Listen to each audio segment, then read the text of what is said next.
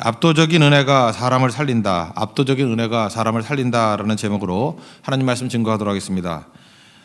마태복음 12장 앞부분을 보면은 이제 안식일 논쟁이 나옵니다. 왜 안식일에 왜 밀밭에서 뭐 곡식을 뜯어 먹느냐 제자들이 그랬고요. 또 왜 안식일에 병 고치느냐 이럴 때 예수님께서 이사야 42장의 말씀을 통해서 예수님께서는 이제 메시아로 오시는데 메시아는 압도적인 은혜를 주시는 분이다. 이것을 오늘 강조하고 있습니다. 오늘 이제 수학 능력 시험을 보는 날이기도 한데 우리 학생들에게도 압도적인 은혜가 임하고 우리 가정들에게도 압도적인 은혜가 임하고 또 우리 교회도 이런 하나님의 압도적인 은혜가 임하기를 바랍니다. 은혜가 임하면 이제 핵심은 뭐냐면 살린다는 거예요. 우리가 다 죽었던 종들 아닙니까? 우리가 살 수 있는 길이 어디에 있느냐? 은혜에 있는 거지 우리의 공로나 우리의 힘에 있는 게 아니라는 것입니다. 그럼 은혜는 뭐예요? 이게 받을 자격이 없는 자들에게 주시는 선물입니다. 그러니까 자격이 없다라는 게 은혜예요. 자격이 있으면 은혜가 아니죠. 그건 대가죠. 그러니까 자격이 없으면 없을수록 은혜가 은혜 된다는 것입니다. 뭐 몇 가지 예를 한번 든다 그러면 100년 전쯤에 독일의 어떤 도시에서 가난한 고아 출신의 피아니스트가 있었다 그러죠. 독주의 광고를 했는데 자기가 좀 약간 권위를 더하고 싶어가지고 뭐 서양이나 동양이나 비슷한 것 같아요. 이렇게 호가호위하는 거죠. 남의 이름을 좀 이렇게 덧붙였던 것 같아요. 헝가리의 유명한 피아니스트인 그 리스트의 제자다 이렇게 거짓말을 했어요. 공고를 붙였는데 요즘같이 뭐 SNS 시대야 말이 안 되겠지만 옛날에는 뭐 소식을 잘 모르니까. 근데 마침 그때 리스트가 그 마을을 지나간다라는 소식이 들렸대요. 큰일 난 거죠. 원수는 외나무 다리에서 만난 거죠. 그래서 고민하다가 찾아갔답니다. 내가 거짓말했다고. 내가 당신의 이름을 좀 빌려가지고 제자라 그러면서 좀 권위 있게 독주를 하려고 그랬다고. 그랬더니 리스가 이렇게 얘기했답니다. 너 큰 잘못한 거라고. 거짓말은 잘못이라고. 그러나 누구나 잘못하는 거고 잘못 없는 사람이 누가 있겠느냐고. 내가 용서한다. 그러면서 연주 한번 해보라 그러더라는 거예요. 뭐 이렇게 연주했겠죠. 몇 군데 지적해 줬답니다. 이 부분은 이렇게 해야 하는 게 좋고 여기는 뭐 강약이 이렇게 들어가면 좋다. 이렇게 쭉 얘기를 했다라는 것입니다. 그리고 선언했대요. 너는 나한테 지금 레슨 받았으니까 내 제자가 맞다. 그죠? 그리고 원래 이런 연주회 하면은 마지막에는 스승도 이렇게 끼는 거다. 그래서 마지막 곡은 내가 하겠다. 그래서 전체 연주하고 난 다음에 마지막 곡은 리스트가 직접 나가서 연주를 했답니다. 뭐 성황리에 끝났겠죠. 잘 보세요. 만약에 이 가난한 고아 출신의 피아니스트가 이렇게 거짓말을 했죠. 리스트가 나타나가지고 이 거짓말장이 너같이 양심 없는 자는 이 음악계에서 영구 추방 뭐 이랬다 그러면 이 사람 완전히 죽이는 거 시간 문제입니다. 그렇죠? 근데 리스트가 이때 했던 게 뭐죠? 분명히 자격이 없어요. 이게 거짓말이 잘했다는 얘기가 아닙니다. 이거 문제투성이 사람이에요. 근데 그 문제보다 훨씬 더 큰 압도적인 은혜를 부어주니까 미담의 주인공이 되고 만약에 이래서 매장시켰다 그러면 이게 뭐 이야기거리 남았겠습니까? 근데 100년이 지나도 남아있는 이야기가 되는 이유가 뭐예요? 은혜의 이야기는 끝나지 않는다는 것입니다. 그러니까 은혜만이 사람을 살린다는 거예요. 우리 가정에서 우리 자녀들 자랄 때 내용들을 보십시오. 어떻게 자라났죠? 이 압도적인 은혜 때문에 자라났다는 거예요. 우리 기독교는요, 이 밸런스가 있어야 되는데 진리뿐만 아니라 은혜가 있습니다. 그래서 예수님을 묘사할 때에도 요한복음 1장 14절 유명한 구절이잖아요. 말씀이 육신이 되어 우리 가운데 거하심에 이게 하나님 말씀이 육신 가운데 장막을 쳤다 이런 뜻이거든요. 우리가 그의 영광을 보니 아버지의 독생자의 영광이요. 영광이 제일 먼저 보이고 그 다음에 자세히 들여다보니까 예수님은 어떤 모습이냐. 은혜와 진리가 충만하더라. 그러니까 예수님의 모습 가운데 은혜와 진리의 균형이 있었습니다. 우리 성도도 마찬가지예요. 은혜가 있어야 되고 진리가 있어야 된다는 것입니다. 그럼 여러분 은혜와 진리의 그 차이점이 뭘까요? 굳이 말한다 그러면 둘 다 있어야 되는 거예요. 첫째 진리는 뭐냐 하면 가치를 추구하는 거예요. 진리를 알아가고 진리를 깨닫다가 하면서 내 가치가 올라가는 거예요. 내 가치가.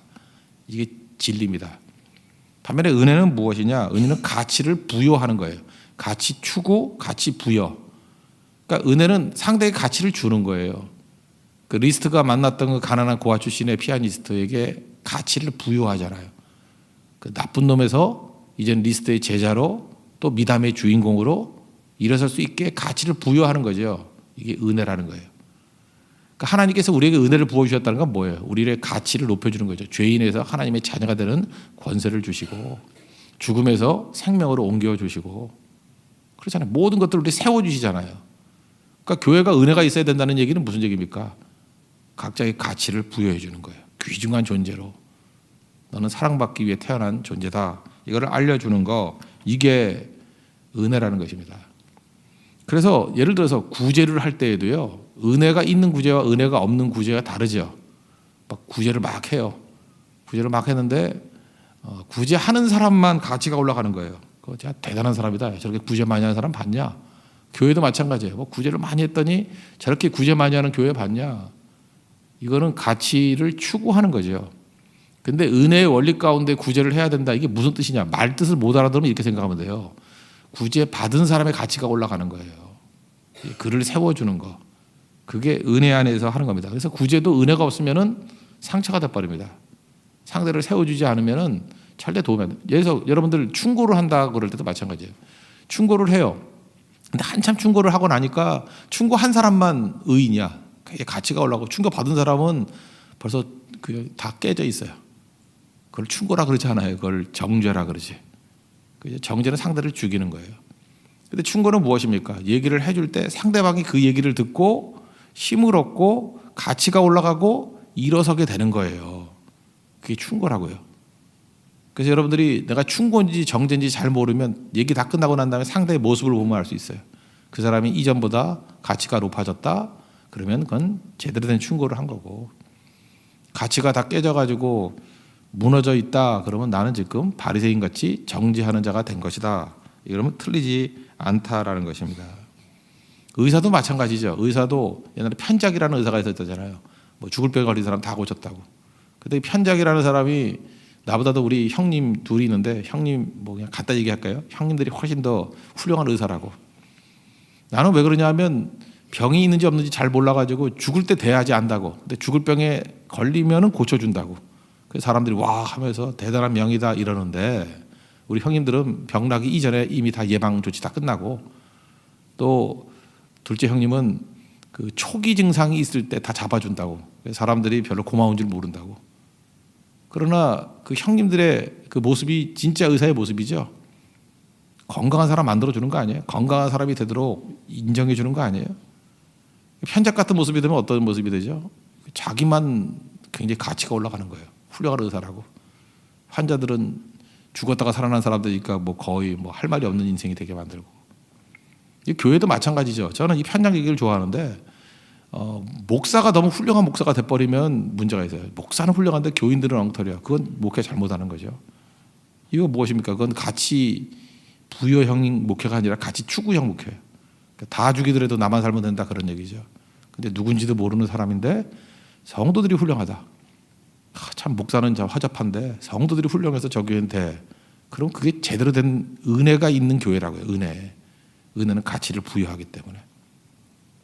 가정에서도 보십시오. 우리 부모님들이 자기보다 자녀들이 더 잘 되는 걸 기뻐하죠. 자녀들이 자기보다 잘 되는 것을 기뻐하는 이유가 무엇입니까? 그게 은혜거든요. 가치를 계속 부여해 주니까. 나는 아무것도 아니다. 오히려 수치는 내가 짊어지고 가더라도 영광은 자녀들에게 갖기를 원하는 게 부모의 마음이잖아요. 그게 은혜의 마음이라는 거예요. 은혜. 그래서 교회는 항상 은혜의 원리대로 가면은 승리할 수 있다는 것입니다. 그 예수님께서도 이 신년을 선포하면서 신년을 뭐라 그랬어요? 이걸 은혜의 해를 전파하게 하려 하심이라.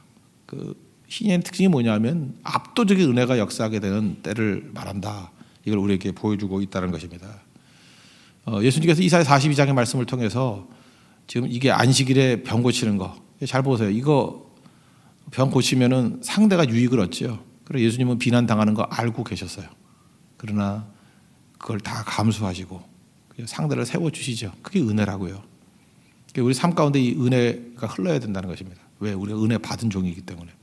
그래서 우리 성도의 삶은 간단해요. 우리 압도적 은혜를 받아서 살아났잖아요. 이제 우리는 어떻게 살아야 됩니까? 한마디로 설명한다면 우리 어떻게 살아야 됩니까? 은혜 베풀며 살아야 됩니다.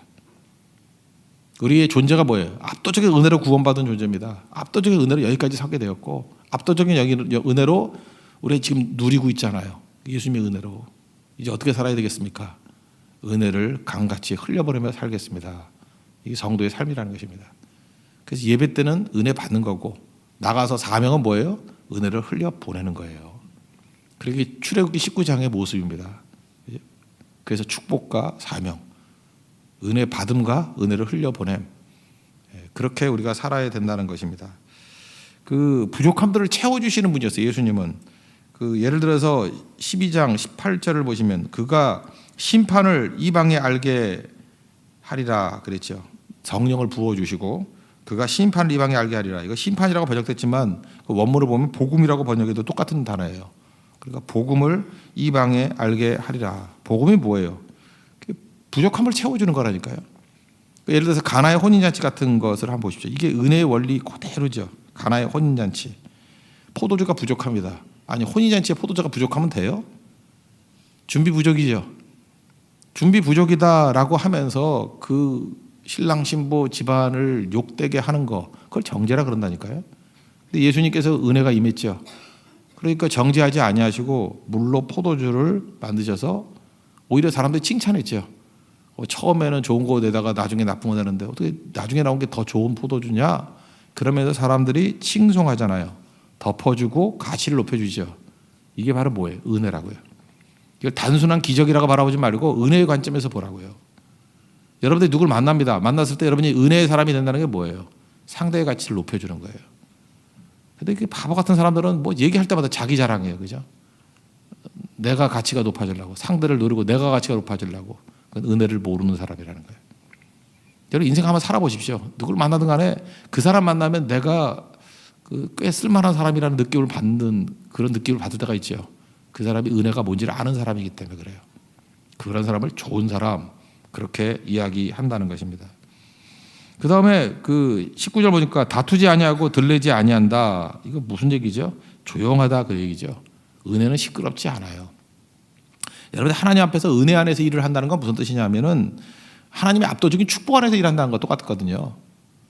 여러분 은혜를 모르고 살아간다는 특징은 뭐냐면 잠깐 조급해지는 거예요.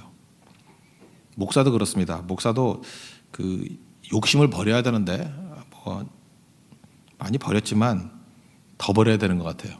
근데 혹시라도 이렇게 목회를 하다가요, 뭐 자기 딴에는 욕심이라고 절대 말 안 합니다. 저니까 욕심이라 그러지 딴 사람은 다 비전이라 그래요. 똑같은 얘기인데 그게 욕심이에요. 욕심. 이게 하나님이 주신 게 비전인데 하나님이 주시지도 않았는데 잠깐 줬다고 우기는 거 있잖아요. 그 여자들이 많이 그러죠. 저 남자가 하나님이 내게 주신 응답이래. 근데 남자는 절대 아니라 그러는데 그만 얘기합시다. 하여튼간에 그런 걸 다 욕심이라 그래요. 그죠? 그건 진짜 개뻥이지. 그거 진짜 아니에요. 그거. 근데 목사도 그런 게 있거든요. 이게 욕심이에요. 욕심. 욕심인지 아닌지를 알 수 있는 게 뭐냐면 조급해져요. 하나님께로 온 게 아니니까 조급해져. 자꾸만 조급한 거예요. 그리고 설교가 사나워져요. 왜 사나워지죠? 욕심이니까. 욕심이 배경에 깔려가지고 이루어지기를 원하니까 잠깐 사나워져요. 그래서 저는 제 설교를 제가 듣기를 참 좋아하거든요. 이상한 목사죠. 제 설교를 많이 들어요. 많이 들으면서 조급하면 가짜예요. 사나워지면 가짜예요. 그거 많아요. 그럴 때. 그때마다 이거 잘못된 거다라고 하면서 수정해야 돼요. 다시 주님 앞에 엎드려야 되고 돌아가야 되고. 하나님의 뜻대로 하는 설교는요. 하나님의 뜻대로 하는 사역은요. 조급하지 않아요. 하나님이 때가 되면 이루어지신데 왜 조급해요? 그리고 사나워지지 아니하고 그 안에 아무리 강력한 메시지를 증거할지라도 부드러움이 있어요. 사나워진다는 건 가짜라는 뜻이에요. 우리 인생도 마찬가지예요. 잠깐만 조급해지고 사나워진다 그러면 그건 가짜입니다. 이런 얘기 들어보셨어요? 그 솔로몬의 그 성경 중에 대조적인 게 두 가지가 있다고요. 전도서가 있고 또 하나가 아가서가 있어요. 그 전도서의 내용은 주로 헛되다 그런 거죠. 헛되고 헛되니 모든 것이 헛되도다 뭐 이런 걸로 주로 나가잖아요. 근데 전도서의 내용이 뭐냐면 그가 온갖 부요함, 영화, 뭐 권력 다 누렸잖아요. 이런 거 다 누리고 난 다음에 이런 거 추구하고 난 다음에 나온 결론이 뭐예요? 헛되다. 헛되다. 우리 인생이 그래요. 이렇게 물질 추구하면 나중에는 이렇게 메말라지는 것 같아요. 그런데 아가서의 주제는 뭐예요? 사랑과 은혜예요. 그죠? 그 술람미 여인과의 사랑과 은혜라고. 사랑과 은혜가 충만하니까 뭐 술람미 여인 뭐 얼굴도 뭐 피부색도 검었다며 뭐 이런데 그러니까 그 안에 기쁨이 넘쳐나는 거예요. 찬송이 넘쳐나는 거예요. 사랑이 넘쳐나는 거라고. 근데 이게 동일인이에요. 동일인. 저는 그래서 이런 기도를 했어요. 하나님, 우리 교회가 그 전도서 분위기의 교회가 되지 않기를 원합니다. 뭐 이렇게 많이 추구하면요, 뭐 이렇게 눈에 보이는 거 추구하면은 이루어도 나중에 헛돼요. 이렇게 허탈감에 빠져요. 이렇게 사역 다 끝나고 난 다음에 허탈감에 빠져버려요. 널브러지고. 뭐 그런 거 있지 않습니까? 선교를 갔다 와도요, 선교 갔다 온 다음에 이렇게 널브러지다가 있어요. 그때 특징을 보면은 전도서적인 접근을 했기 때문에 그래요. 반면에 아가서적인 접근은 뭐예요? 사랑과, 그죠? 희생과 은혜 이런 거 추구하면 뭐 별로 할 얘기도 없어요. 뭐 이렇게 업적이 뭐냐 그러면 내용도 없는데 따뜻해지고 기쁨이 있고 감사가 있고 그래요. 성도들 아가서의 기쁨을 누리십시오. 아가서의 주제는 사랑과 은혜예요. 그러니까 우리 가정도 사랑과 은혜가 있는 가정이 돼야지. 돈 추구하면 지금 보세요. 뭐 부자들 얘기들 뭐 맨날 그 방송에 나오지 않습니까? 돈이 뭐 난 모르겠어요. 이거 얼마인지 뭐 몇천억이 뭐 아무것도 아닌 것 같아요. 몇천만 원도 없는데 우리는 몇천억 뭐 이런 거. 근데 그게 행복해 보여요? 결국은 뭐 다 헛되다 그 얘기가 없잖아요. 헛되다. 야, 저거 헛된 거네. 전도서 인생 살지 말고 아가서 인생을 살아야 된다는 것입니다.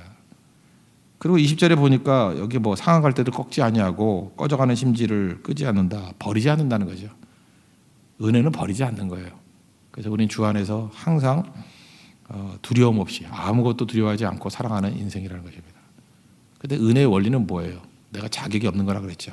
이렇게 생각하면 됩니다. 옛날 글인데 그 정확히는 이상범이라는 분이 쓴 글이에요. 제가 인상적이어서 남겨놨는데 그 화가와 모델 얘기예요.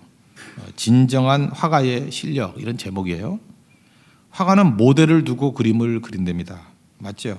그 완성된 그림이 훌륭한 것은 모델이 아름답기 때문이 아니라 화가가 훌륭하기 때문이죠. 그죠?